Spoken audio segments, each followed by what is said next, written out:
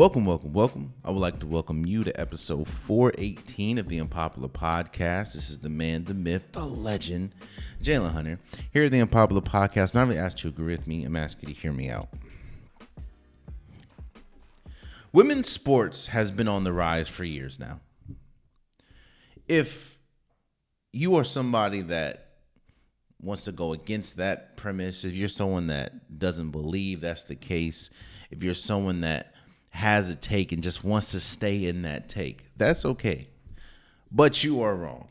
You know, the theme of this episode is going to be acknowledging when you're wrong and getting off of that wrong take.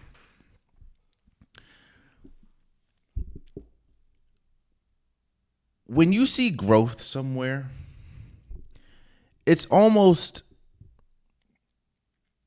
a disservice to you, a disservice to yourself, a disservice to whatever you're talking about, to not acknowledge where growth is happening. The WNBA draft happened, the other day, and I don't think I've ever seen buzz like that surrounding the WNBA. Now, yes, I tune into the WNBA from time to time. I watch a lot of games, let me say that. But obviously, there is a different level of excitement from me when I watch the WNBA compared to watching the NBA. And that's no offense to the WNBA. That's just my preference. But I have been on this podcast for a couple years now,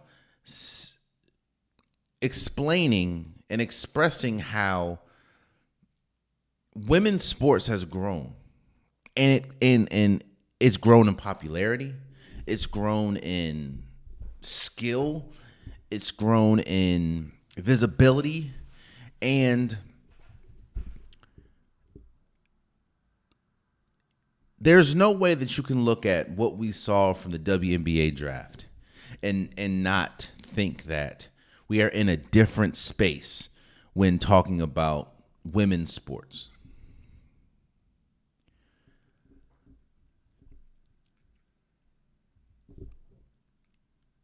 You ever watch something and you know what the ending is going to be, but you're still intrigued, you're still enthralled in whatever you're sitting in, whatever you're watching?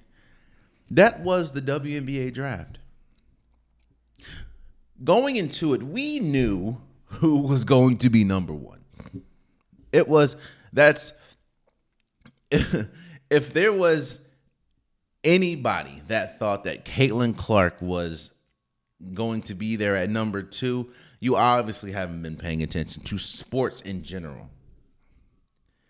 The worst kept secret in the WNBA draft was Caitlin Clark was going number one. You didn't have no tampering, no nothing. From what we saw in college basketball and what we saw with Caitlin Clark, in fact, you know what's funny? We knew Caitlin Clark was going number one when she announced that she was going into the draft, and the Indiana Fever, who had the number one overall pick, I think their ticket sales went up astronomically. And on top of that, I think they sold out majority, if not all, of the season. When she announced that she was going to the draft in the middle of the season. So the best kept secret was Caitlin Clark was going to not only be drafted, but be drafted number one. Not only did that not stop people, because I think this was the first year that the WNBA draft allowed fans in, kind of like how the NBA draft does, the NFL draft. Obviously, it wasn't as big and grandioso as those, but this, I think, was the first year they allowed fans in. And they sold out, I think, in an hour. And when Caitlin Clark was drafted number one, shocker, I think her jersey on FanDuel was sold out within a couple minutes. Again, popularity is growing. You know, I was looking Oh, I'm sorry. It was Fanatics. It was not FanDuel. Fanatics. I was looking at this draft. While no, I don't think that. I don't think that any of these players outside of maybe Caitlin Clark, when we look towards the end of her career, but I don't think any of these players are going to be on the same level as a Candace Parker, as a Diana Taurasi, as a Maya Moore, as a Elena Deladon, as a Tina Charles. I don't think they're going to be on that level, but I do think that this was the most important draft that the WNBA has ever seen and has ever had. Maybe not just because of the players, but because of what was at stake. You see, we talk about championship windows, right? And we say that championship windows are not always open. Like, they close when they close. Popularity is like that too. You want a perfect example? Look at the music business. Remember the song "You're a Jerk"? Remember "Party Like a Rock Star"? They were big in the moments when they were big. But when's the last time you turned on "You're a Jerk"? You know, no offense to them, but popularity doesn't always last as long as you think. You know, the Drakes, the Kendrick Lamars, the J. Coles, they're very rare. Having that level of popularity, that level of greatness for that long is rare. When popularity is at an all-time high, you need to strike when the iron is hot. That's kind of where the saying comes from. Because the iron is not always hot, you need to strike when it's hot. The reason why I said that this is the most important draft I think the WNBA has ever had, not only is this the most eyes I think the draft has ever had, thanks to the incredible women that are in the draft, especially Caitlin Clark, but this is probably the first time in a while that the WNBA is getting a fresh pair of eyes, fresh pair of new fans. And you want to put on the best show possible. Not saying that the draft has to be the best show, but you have to put yourself in the best light possible. Because again, I don't think you look maybe 4 or 5 years from now, Caitlin Clark could be killing in the WNBA, but the fandom, the popularity is never going to be as big as it is right now. Unless you make the right steps now. I think, and on top of that, it's not just Caitlin Clark. I was watching the draft, and it was shot. Now, I'm a person, again, that watches a lot of basketball. I watch a lot of women's college basketball. Watch a lot of WNBA. I watch a lot of NBA, a lot of men's college basketball. I was shocked at myself for how many women I knew in this draft, and how many women that other people on social media knew in this draft. From Cameron Brink, from Camila Cardoza, from Rakia Jackson, from Aaliyah Edwards, who obviously my team, the Washington Mystics, drafted. Angel Reese, Elisa Pilley. And on top of that, you even go to the other rounds. You have Deasia Fair. You have Kate Martin. You have Jessica Carter. Liz Kitley from Virginia Tech. I don't think there will ever be as many eyes on the WNBA as there is right now. And I don't mean that the WNBA is going to go back to a time where nobody cared. I'm not saying that. But what I'm saying is, because there are so many eyes on the WNBA, this is the time that you need to get everything right. And it seems like presentation-wise, they're doing everything right. The draft was entertaining to watch. Shouts out to the team. Shouts out to Holly Rose. Shouts out to Andrea Carter, Rebecca Lobo, Ryan Russello. Like, shouts out to all of them.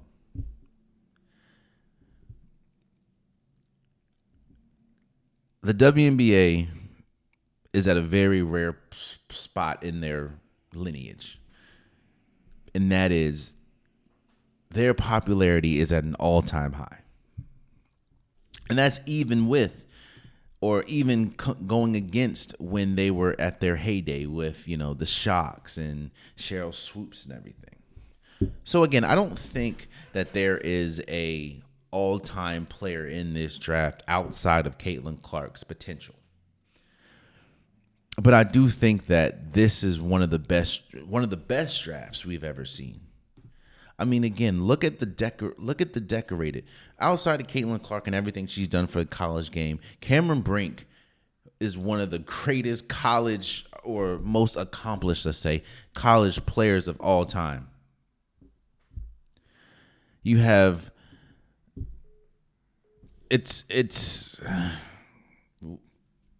we have Angel Reese won a national championship. In fact, brought LSU their first national championship. So what I'm saying is, congratulations to everyone that got drafted.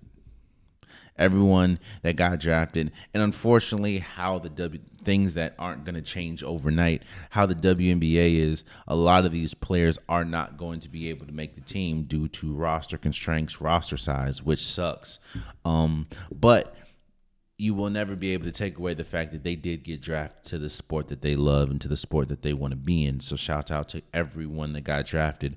Not only did you fulfill a lifelong dream, but if you don't make the team, that doesn't mean that you're not good. That doesn't mean that you didn't deserve to be drafted. I think that, as unfortunate as it is, there's just not enough space in the WNBA right now, which sucks. But hopefully that's going to change soon, seeing as though there is expansions happening.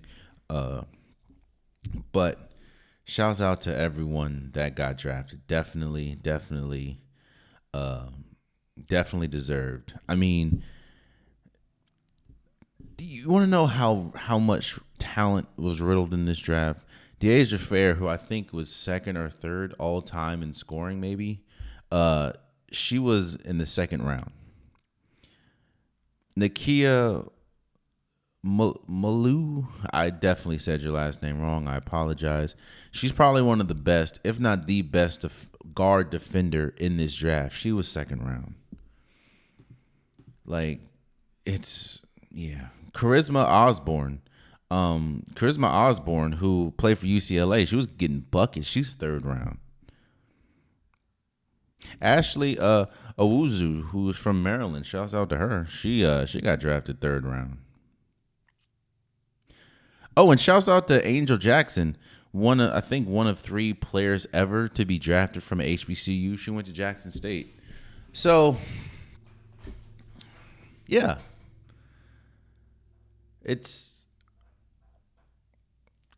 I will say, I will say congratulations and shouts out to the WNBA, because at least from the start of it, they've been doing it right. I understand there's players that aren't too thrilled about the coverage that Caitlin Clark has been getting. I get it.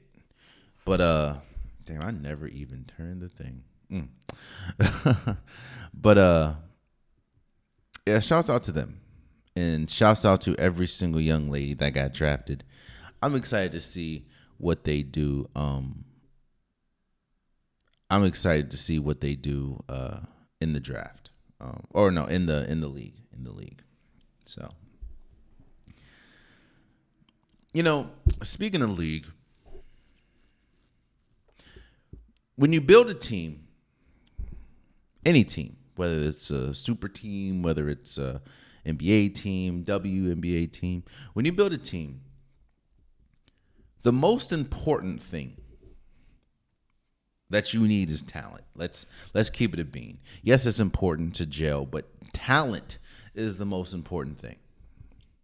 And for the longest, for the last few years, people have said that the world has caught up to USA as far as talent in basketball. And I have been one of those people that, while I do acknowledge that the world has gained traction, with Nikola Jokic and Luka Doncic and Shai Alexander, all three obviously are MVP candidates this year. And you have Joel Embiid, who probably would have won I know he's playing for Team USA, but, he's not, But I've been on my soapbox saying, while I do think that the world has gained traction and has inched closer to Team USA, or USA as far as talent in basketball, I don't necessarily think they've caught up. And what I mean by that is, when we bring our best, when the best of Team Canada, the best of Team Serbia, the best of Team France goes up against the best of Team USA, I don't think it's necessarily close. And seeing as the last few years when Team USA, whether that's FIBA, whether that's the Olympics, has not brought their best, they brought their B team, their C team. I think that the world has caught up to the B team and C team. I don't think the world is necessarily close to the A team. And I think this is one of the most important Team USAs because the last few years they have been more than lackluster with some of the rosters that they constructed. And it has got people to think that, Team USA, United States basketball is not the dominant power that it used to be. And I think Team USA wants to make an example, say, no, hold up. That's not true. We're going to establish our dominance, which is why you're seeing a lot of these people that have come out and say, hey, they're going to play. Well, it's been reported that the roster for Team USA has pretty much been finalized outside of one roster spot. You have LeBron James, Steph Curry, Kevin Durant, Joel Embiid, Anthony Davis, Devin Booker, Anthony Edwards, Jason Tatum, Drew Holiday, Bam Adebayo, and Tyrese Halliburton. Now, I don't know if you guys remember the episode I had when I talked about this team. Most of the people that I thought the locks, I said, most of them are locks on this team. The people that are in question and the people that are causing a lot of stir is Drew Holiday, Bam Adebayo. People understand Tyrese Maxey, seeing as though I think he still leads the league in assists. People understand Anthony Edwards. He's probably the best young player in the league that is of American descent. But everyone else is you understand LeBron, you understand Steph, Kevin Durant, Embiid, Booker, Davis. We get it.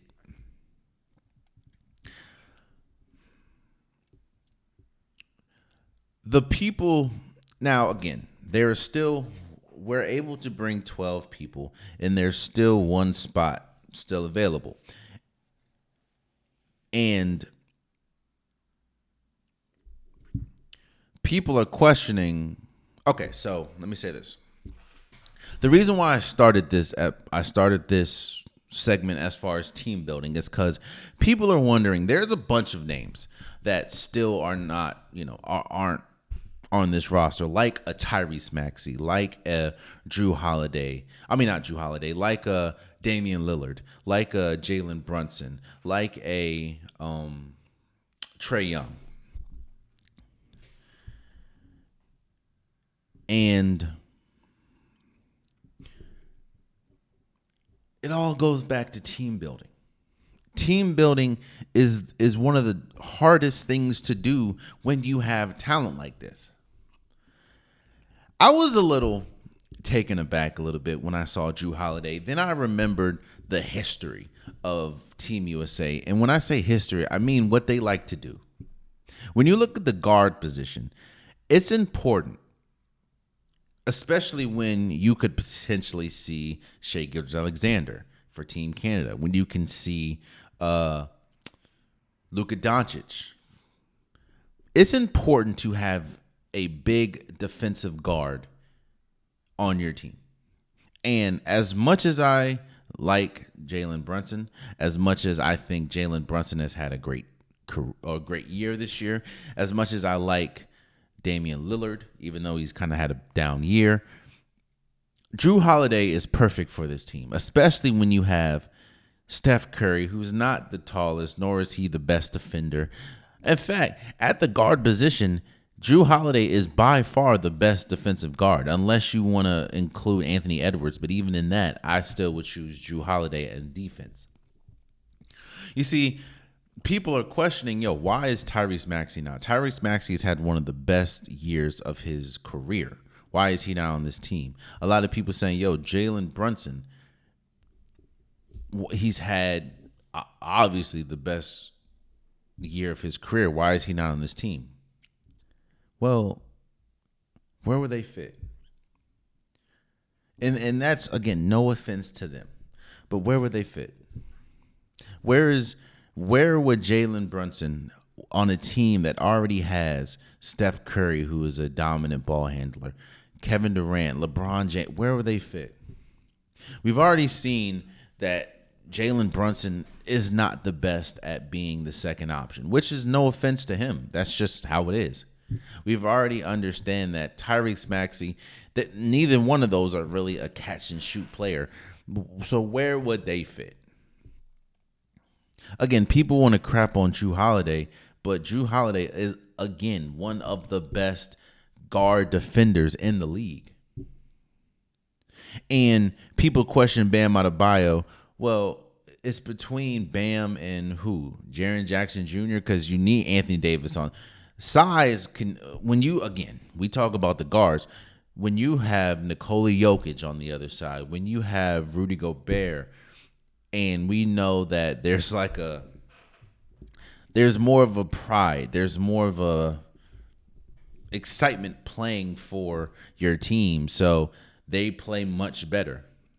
And size has killed Team USA these last few go-rounds. You need a Bam Adebayo along with the Joel Embiid.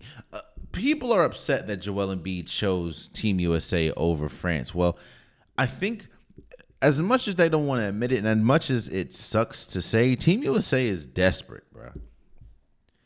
The last thing you want to do is let go of the reins. And Joel Embiid is, yes, I think that even if Joel Embiid didn't play, you can still win with a Anthony Davis and a Bam Adebayo and maybe a Jaren Jackson Jr., but that's the best, two best centers. Three, because if we talk about Victor Wembanyama, those are the best big men are not on your team. So I get it. But the person that I wanted to focus on, because again, I understand why people are upset that, Dame isn't on the team, which I get. People are confused as to why Tyrese Maxey's not on the team, but I understand. People understand why, Jalen Brunson's not on this team, but I understand. Now, again, there is still one roster spot open, and injuries are going to play a part in this roster as well. Like, we don't know is Joel Embiid's going to be able to play. I mean, he, with his leg, you don't know. We don't know if Kawhi Leonard, which is why he has not been announced on this team, if he's going to be able to play. Because if Kawhi Leonard is healthy enough, trust and believe Kawhi Leonard is probably going to play on this team. He is definitely one of the 12 best players in the United States. Now, his knee is obviously an issue, which is why he's not with the Clippers right now. But you know what I'm saying? But the person that I want to focus on is Trae Young.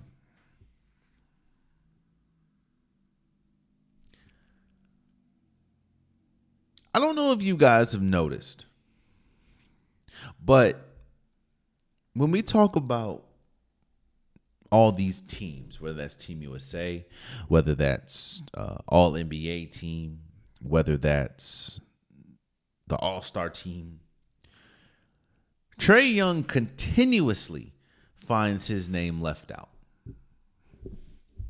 Now, yes, he essentially was an all-star, but he was an alternate. Like, he wasn't the first choice. He was only an all-star because Julius Randle and Joel Embiid couldn't play.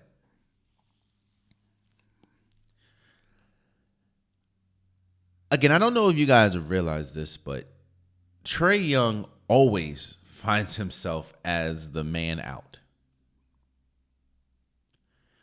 And I want to focus on that for a little bit, because I think, obviously, this is somebody from the outside looking in, but I think I understand why. And with me understanding why, while it may not be the best excuse, I think it's the reason. Again, we talk about team building. This whole segment is about team building.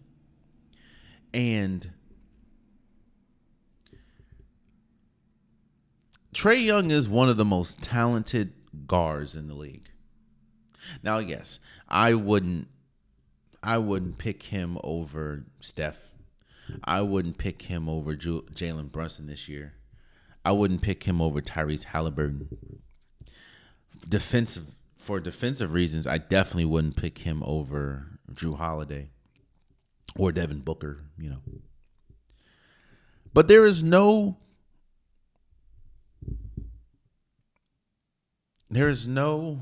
question that Trae Young is one of the best players in the league, especially at the guard position.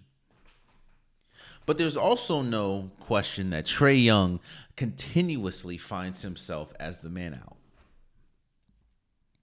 And I think the reason for that is people don't like the stars, let's say, don't like playing alongside Trae Young. Again, I'm not saying that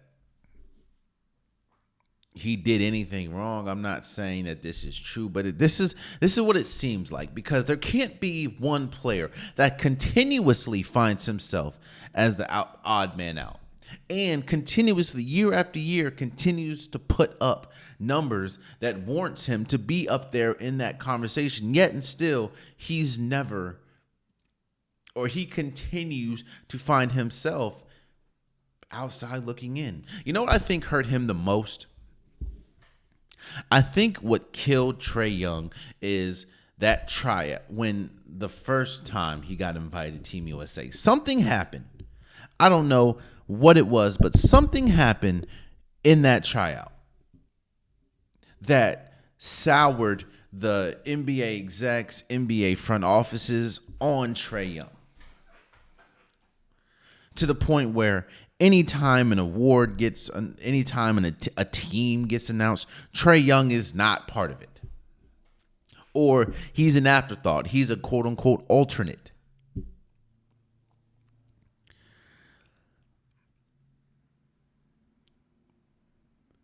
I mean, when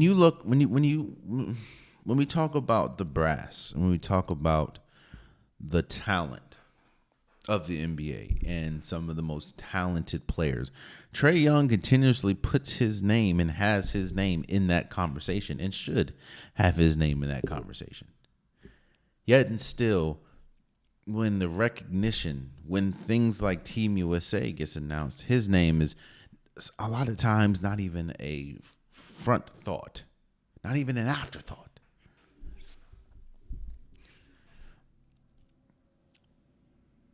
Let's advance this conversation and let's contemplate who is going to be in that 12th spot. Because again, this is shaping up to be one of the best teams that Team USA has ever brought. By the names, because LeBron James obviously is older, Steph Curry's over, Kevin Durant's older, Anthony Davis, his body's older,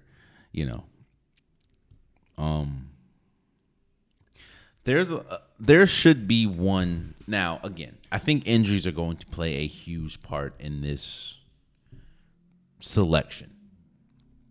And I think if everyone was perfectly healthy, which obviously that's not the case, but everyone was perfectly healthy, I think hands down Kawhi Leonard would be that 12th spot. Because again, when perfectly healthy, there is not 12 players in the NBA, especially on the American side, that you can honestly say is better than Kawhi Leonard.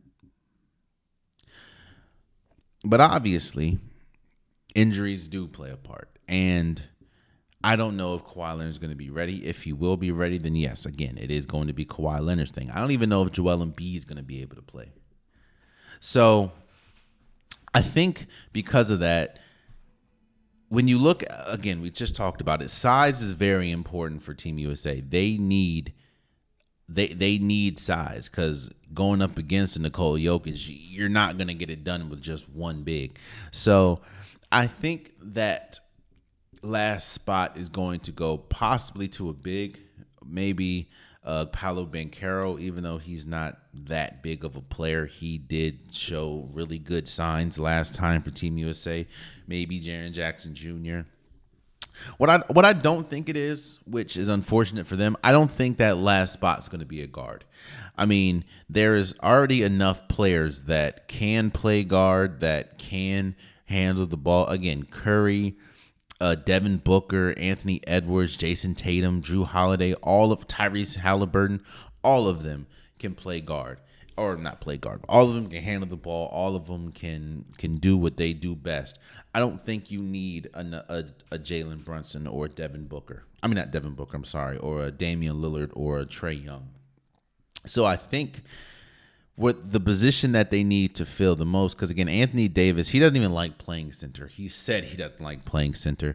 And Bam Adebayo would be an undersized center. And then again, I think Joel Embiid's up in the air. So I think that last spot more than likely will go to a center, whether that's, again, Jaren Jackson Jr., Paolo Banchero. Who's another center? I don't think Walker Kessler is getting back on this team. I don't know, man. But I think that I said this before, and I'll say it again. I don't think the world has caught up with our A team. I think that the world has gotten closer. Don't get me wrong. I mean, Nikola Jokic, Giannis, that's like, come on now. I look at Giannis and I look at Luka, I look at Shea. And there's no way that you can think that they're not arguably some of the best players, if not the best players in the league. Nikola Jokic, Joel Embiid, who obviously is going to play for Team USA if he does play, but could very well play for France. But I think that this is the most important as far as stature, as far as the way that the world will view Team USA. I think that this is the most important Olympics that the Team USA has participated in outside of the Dream Team. And Team USA understands that. And if they didn't, and they understand that because of who has committed and who, again, remember, they said this was going to be a tryout. Remember, they came out, and they've done this every single year. They said that the roster spots was going to be a tryout. So, tryout or not, they have pretty much 11 spots guaranteed. So the tryout is essential. You know what it is? Very quiet secret that a lot of people don't know. Some people do, but a lot of people don't. In college, there's pretty much they're obligated. They have to have tryouts. But 9 times out of 10, the team has already constructed. The tryout may be for 1 or 2 spots. So you have hundreds of kids, hundreds of people trying to play college basketball, trying to be walk-ons. They're really only competing for about 2 or 3 spots. That's exactly what this is. There is no way in hell that you can tell me that there is a possibility that Steph Curry, LeBron James, and Kevin Durant were not going to be on this team. Whether you say, yo, it's going to be a tryout, we're going to have a fair trial. Okay, cool. But so you're telling me that someone is going to beat out Steph, Durant, Bron, Anthony Davis, and Jason Tatum? No. I don't care who is having a great year. They need to be on this team. So I think it's going to be very interesting because, again, Paul George is still out there. And remember, I thought Paul George was going to be the last person to be selected the first time. But, again, I didn't really think Jrue Holiday was going to be selected, even though I understand why he's selected. I thought it was going to be, not Bradley Beal. I thought it was going to be Kawhi Leonard and Paul George on this team. We don't know. Injuries is going to play a part, but I just think when you look at how the 11 names that have come out already, I think that a big is going to be that last spot, unless I can just be wrong, unless I don't think Joel Embiid is going to play due to obviously injury, and I don't know. We'll see. But I will say that Team USA understands how important this is, and they're taking it extremely seriously. Because if they weren't, none of these 11 names would have already been announced. And it's not shocking that these 11 names are by far the best American players outside of a few, by far the best American players that they have to offer. Like there's not a realm of possibility in my head that I will look and you want the best players that America has to offer, and I don't see Steph Curry, LeBron James, Kevin Durant on this team. That's how you know how serious they're taking this. So we'll see. I'm excited, man. I'm excited. I wanted to say shouts out and congratulations to Scottie Scheffler, man. Scottie won the Masters. This is his second Masters in 2 years, I think. He won in 2022, and he won 2024. This is also special for him because he won it while his wife was pregnant and in labor pregnant, I think. So shouts out to him, man. While obviously I'm going to give all the praise to Scottie Scheffler, he was the best player on the grass. He was the best player that weekend, and obviously he has his second green jacket to commemorate that. Watching Scottie Scheffler win the Masters and watching how disastrous Tiger Woods' Sunday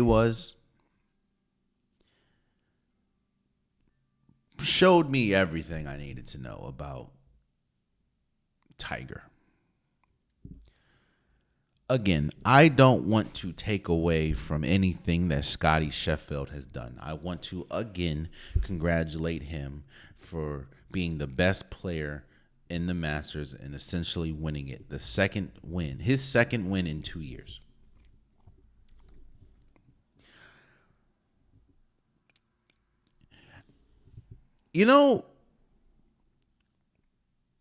People, including myself, because obviously I don't golf.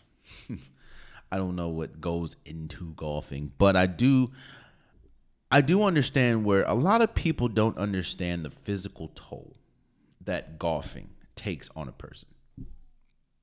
Especially a person that has been at the mountaintop for a very long time of his career. The saying is Father Time is undefeated, which is extremely true. Yes, Father Time comes for different people at different times. Like we're still waiting on Father Time to essentially get LeBron James. Not we are waiting as far as where we want it to happen, but LeBron James is slowing down. And if you don't believe me, the LeBron James that we're watching now, even though still great, is not the LeBron James from Miami and is not the LeBron James from Cleveland. While he has done things to prevent the essential wall from hitting, there will be a point where he cannot do what he's doing anymore. Same thing with Serena Williams. There's a reason why she retired, because she knew that she could not. I'm not saying she can't play tennis anymore. I think that Tom Brady can still wear an NFL uniform and play quarterback in the NFL position. But I think when you've been that great for that long, when you've been as great as LeBron James has been, when you've been as great as Serena's been, when you've been as great as Tom Brady has been, and you can't be at that level, that's when usually greats like that leave.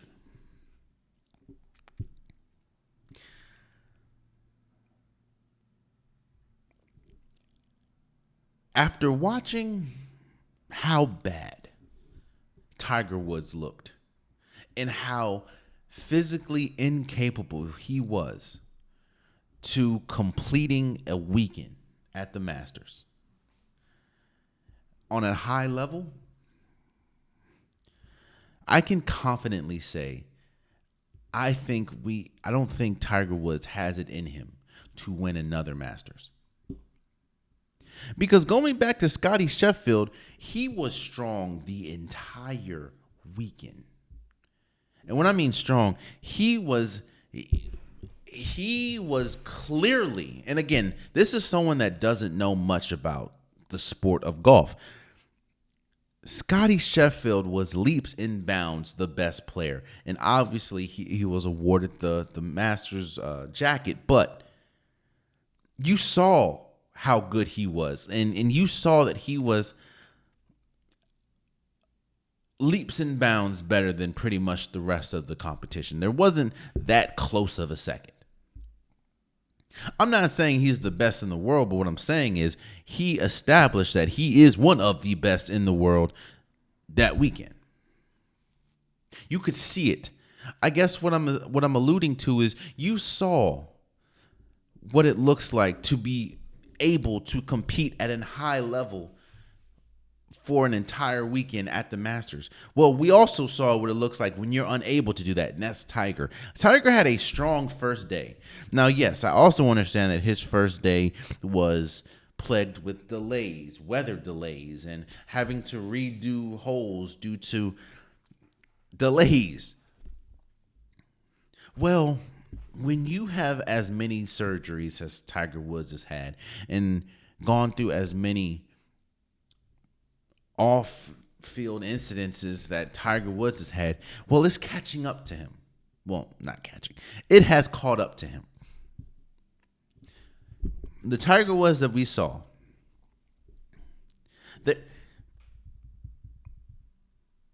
there is no way that you can think that Tiger Woods will ever win a Masters again.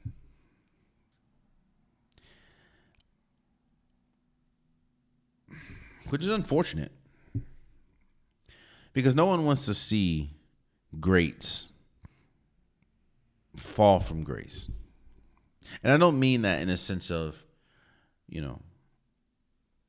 people hate Tiger Woods now. I mean that he is not good enough to be the red shirt Tiger Woods on Sundays anymore. There's not I don't know. Obviously people were still holding on and clinging to what we've seen. But, seen in the past. But that was a disastrous last day for Tiger Woods. And it told me all I need to know. He's done winning Masters. That doesn't take away from the greatness that, I think Tiger Woods, I personally think Tiger Woods was the greatest golfer of all time. I know he may not have the most wins or whatever, but I think Tiger Woods, especially when we talk about impact and how important he was for the sport of golf, especially culturally, how important he was for the sport of golf. I think that Tiger Woods was the greatest, or is the greatest golfer we've ever seen. But in the same breath, this Tiger Woods that we're seeing now, I think we're done. seeing him be competitive for an entire weekend. I just think physically he can't do it anymore. And I think that's okay. I think, again, all the greats are they had their moment. I mean, quiet as it's kept, I don't think, we'll talk about it probably next episode, but I don't think LeBron James is ever going to win a championship again. I don't think Steph Curry is going to win a championship again unless something drastic happens for Golden State. I still think he's great. I just don't see it happening. I don't think Serena Williams will ever win Australian Open or US Open again. That doesn't take away from their reign and doesn't take away from how great they are, but there was a stark difference. And this is the last thing I'll say before I move on. There was a stark difference between how Tiger Woods looked at the end and how essentially the two-time Masters winner Scottie Scheffler looked at the end. And shouts out again to Scottie Scheffler for winning this year's Masters. Much deserved. Lastly, before we go,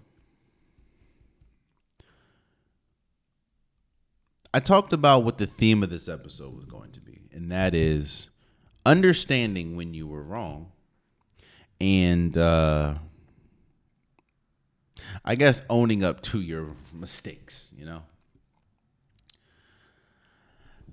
Here's a gem.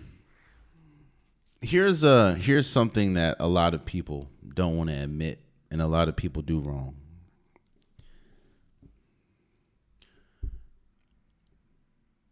I'll just put myself into it as well. Podcasting is if you want to do it, you want to do it, you know. I have 2 episodes a week. Majority of these episodes are an hour plus. Actually, almost all of these episodes are an hour plus. It's very rare that I talk for less than an hour. 2 times a week. Meaning that at minimum, there's 8 episodes a week or 8 episodes a month where I'm talking for an hour plus. You know what that means? That means that there is a window, a very large window for me to be wrong about something. I'm not in here giving straight facts. I'm not in here, you know, shouts out to the people that do this, and I'm not saying you guys are wrong. I'm just saying I don't come in here and break down every single game, break down every single play that happened on an NFL field, on a basketball court.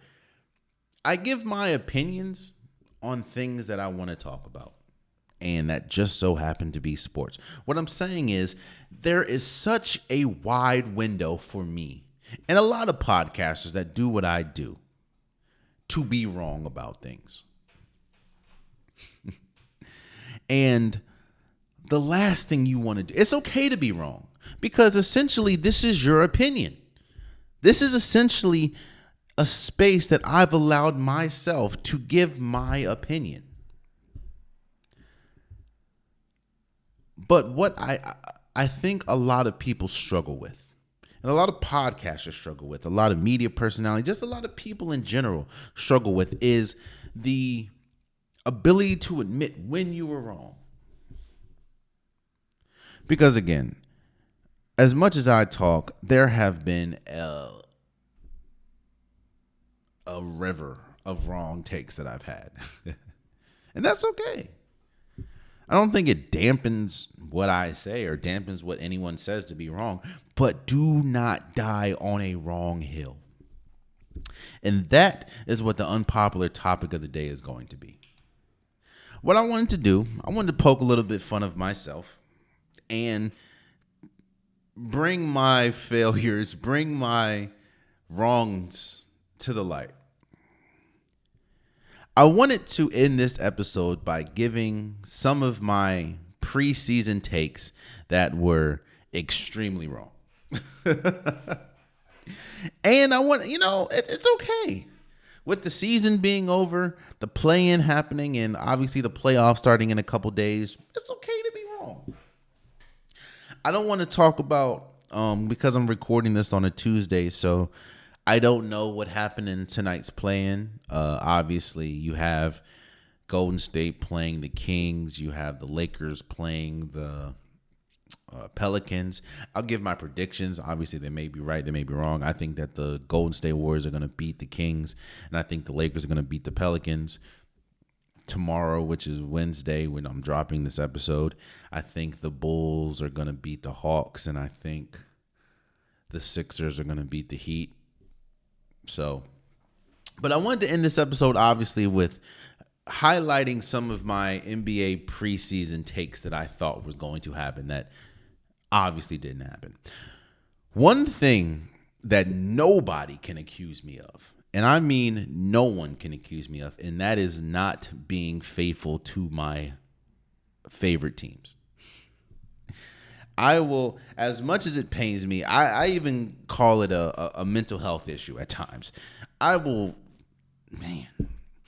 year after year after year, I will ride with my Washington Commanders, my Washington Wizards, my Washington Mystics, my Washington Nationals, my Washington Capitals, my Washington Go-Go. Like, I will ride with my home team. Now, yes, that doesn't stop me from liking other players and other teams, but I have my faithful. And I say all that to say, I had so much hopes for Jordan Poole this season. I know you guys remember how, I guess you can say glowing, I spoke of the Jordan Poole move, going from the Warriors to the Wizards. And that is where I'm going to start my wrong train.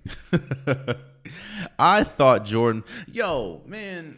I said Jordan Poole was going to be an all-star.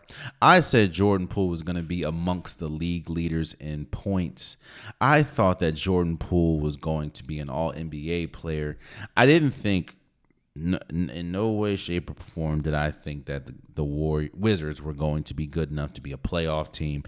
I didn't think that. I knew that we were tanking. As a team, we're tanking, so it's going to be a bad year. But I thought going from Golden State, where there's so much expectation to win, to going to the Wizards, where there's no expectations to win, and you just have to be yourself. I thought Jordan Poole was going to have a season for the books. And he did just that. Jordan Poole, boy, not only was I wrong about every single take I had about Jordan Poole in this preseason, he hit none of those accomplishments. I mean, the man finished, I think, averaging 17 points a game, which is like 54th in the league. He's nowhere close. He got benched. He got benched on a play-in team. I mean, not a play-in, on a tanking team. And there was multiple occasions where you can say that Jordan Poole is probably the least improved player. In fact, he probably regressed, as unfortunate as it is. Now, I know he did kind of finish strong towards the end of the season, but I had so much hope for Jordan Poole and my Wizards, man. I thought the Wizards were going to be so fun to watch. Again, I did not expect much winning, but I expected some joy to be had watching a Wizards game. Now I know how it feels to be like a Detroit Pistons fan. Because, boy, as hard as it was watching Wizards fans, I can imagine how difficult it was. Shouts out to my man's Kofi, man. He has a really good channel, and he's a diehard Detroit Pistons fan. And he talks about how difficult it is to watch Detroit games. Well, I'm right there with you, brother, watching Jordan Poole and Wizards game. So That's probably the worst thing I was wrong about. And that is obviously Jordan Poole just having a scorched earth year. I thought it was going to be great, man. I had him winning most improved and leading the league in scoring. I was extremely wrong. Speaking of Jordan Poole and the team that he left, I thought Golden State was going to be a top 5 seed. I mean, you still have Steph, you still have Clay, you still have Draymond Green. I thought Andrew Wiggins was going to be much better than he was last year, especially seeing as though he missed most of the year with a personal issue, and he also missed a lot of this year with a personal issue. Not a lot, but he missed some time this year with a personal issue. Again, I don't know exactly what the personal issue is, so I'm not going to speak on it. But what I will say is I just thought that last year was a bad year. They understood that this was kind of like a last dance type year for them, and they were going to try their darndest to win it all. Or not win it all, but at least play up to their capability. I didn't know if I didn't expect Jonathan Kuminga to be this good. I thought they were going to trade him. So now that Jonathan Kuminga was that good, I thought that Golden State was going to be a top 5 seed. Boy, they are the 10th.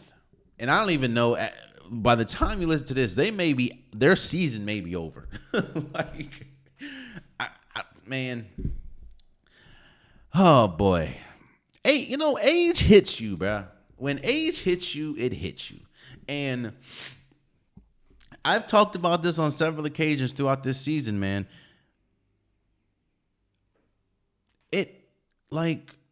When dynasties never end pretty.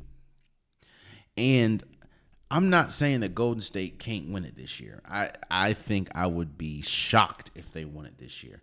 But this is what dynasties look like when they end. Quietness is kept. And I just thought that it was going to be another year of holding on. I thought they were going to, especially getting Chris Paul. I thought they were going to flip Chris Paul at the trade deadline and get somebody. Man, I was wrong. Going to the East, I was also wrong about Milwaukee. I think we all were wrong about Milwaukee, but I'm going to own my wrongs. I thought that they were going to run away with the East. Getting Damian Lillard, getting Giannis on the same team, still having, some of your Chris Middleton, Brook Lopez. I thought that pairing 2 players that were on the NBA 75 list, I thought they were going to just, especially with the East being as weak as it is, I thought they were going to run through the East. And while, yes, I think that the 3rd seed, you can look at this team, you can look at this Bucks team and understand that this ain't no. I would be shocked. I'll say that. I would be shocked if they won a championship. It's probably the same amount of shock if Golden State won. You can look at this team and just think there's something wrong. A lot of people talk about Damian Lillard's off the court situation that's going on. Hey, whatever it is, it just doesn't. There's something missing from Milwaukee. It could be Doc Rivers. I don't know. But on top of that, Giannis is not going to be ready for the start of this series. I'm going to tell you something. You can poo-poo at the Pacers all you want. They will lose. I think they will lose every game Giannis doesn't play. Unless we get a nuclear Damian Lillard, which we have not seen at all this year. Maybe once. I think he had like a 48-point game. Maybe once. But unless you get a nuclear Dame, which we have not seen damn near at all this year, they will lose every single game Giannis doesn't play. And I know that they're going to reevaluate everything, but I talked about it last episode. That injury did not look good for Giannis. Especially with it being his dominant leg. Nah. I was wrong about Milwaukee. I think we all were wrong. But I'm going to own up to my wrongs. I was wrong about Milwaukee, and I thought they were going to be much better. I thought they were going to be far and away the best team in the East. even with all the moves that the Celtics had. And that is probably the last wrong that I'm going to talk about because I'm starting to feel insecure about myself and my takes. Remember I talked about how there is a clear ceiling with the Jason Tatum, Jaylen Brown duo. I've been talking about this for a few years now, but I thought, especially when we saw everything that happened with the contract situation this offseason with Jaylen Brown, I thought that if there was any time to trade Jaylen Brown and get him up out of here, this was the year to do it. Or this was the season. I knew that they were going to be good getting Jrue Holiday, getting Kristaps Porzingis, but I just thought it wasn't going to work with Jaylen Brown and Jason Tatum, seeing as though they've gotten to, a Western Conference or Eastern Conference Finals. They got to the NBA Finals. They just have not won it. Well, as we sit here today, the Celtics are far and away the best team in the East, and you can make a good argument that they're far and away the best team in basketball. Jaylen Brown, he has, outside of maybe his left hand, he has improved. He was one of the worst post-up guards in the league. Now he's one of the best. Jason Tatum struggled mightily with catch and shoot. Now he's one of the best catch and shoot players in the league. I was wrong. I was extremely wrong about the Celtics as far as the Jason Tatum, Jaylen Brown pairing. And I was wrong. I was wrong. So there you have it. We're all wrong sometimes, and it's okay. That doesn't devalue my feelings. That doesn't devalue how I feel. That doesn't devalue my product here, and it doesn't devalue you. Obviously, there's things that you thought were going to be okay. There's things that you thought were going to be right that you were just flat out wrong about, and that's cool. But own it and move on. That's all you do. Lord willing, there's always going to be another day, which gives you yet another opportunity to be wrong about a bunch of other stuff. Embrace it. It's a good thing. But there you have it. That's been today's episode of the Unpopular Podcast. I truly, truly appreciate you guys. If you want an Unpopular Podcast shirt, hoodie, sweater, long sleeve joggers, the link in the description below. I have multiple different colors, multiple different designs. Get your Unpopular Podcast merch today. Also, please subscribe to the YouTube channel, man. I see these Kentucky fans are killing me for my Mark Pope take, man. But I appreciate all you guys for listening. Please subscribe. It definitely means a lot. If you like the content, if you don't even agree with what I say, but you stay for an hour-long episode, tell a friend and tell a friend and tell a friend to subscribe. It definitely means a lot. Also, I understand that there's some people that only listen on the DSPs. Please subscribe. Please follow wherever you listen, whether that's Apple Podcasts, whether that's Spotify, whether that's SoundCloud. I appreciate your listen. It definitely means a lot. Please tell a friend to tell a friend to tell a friend if you like what you're listening to subscribe. Also, please just follow the socials. Follow Instagram, follow TikTok. I post pretty much daily there. That's where, you can get to me the fastest, whether you want to debate something, tell me exactly how you feel, want my opinion on something, leave it at social media. All the links in the description below. Keep it respectful, and we can always go back and forth. I don't mind. I actually love it. It shows that you care enough to tell me how you feel. And I care enough to listen. So, and until next time, much love.